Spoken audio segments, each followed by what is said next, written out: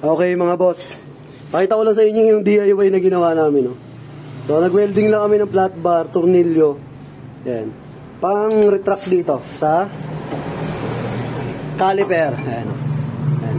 Pang retract dyan sa caliper. So pakita ko sa inyo mamaya, isalpak ko lang muna. So ayan, ganyan yung tsura nyan. Tapos pag inigpitan nyo to, tutulak yan, tutulak yung piston dito. So ganyan siya, ayan, ang kalang lang yun dyan. Tapos syempre, para hindi masugatan yung piston, etong pad, ang ilalagay nyo, eto. Hindi itong bakal, para hindi masugatan yung pinakanguso ng piston. So, ganyan ang tamang lagay nyan. Yan, sa ilalim yung kan, eto.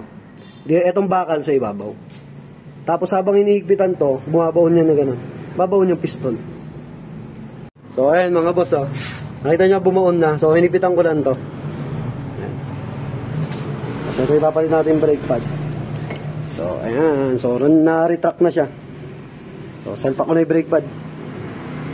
So, ayan. Niluwagan ko lang to. Tapos, ayan. Pag naluwagan na siya, tanggal.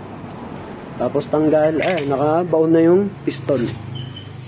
So, lilinisin ko na lang. Tapos, kabit ko yung brake pad. So, ayan mga boss. Nakakabit na yung brake pad. So, ang laking tulong ng kuwan natin, oh. DIY tools. Pang, kuwan, piston retracker. Ayan. Sa mga sasakyan, pwede rin to sa mga motor. Ayan. So, kapit natin yung gulong, tapos all goods na. Thank you, thank you.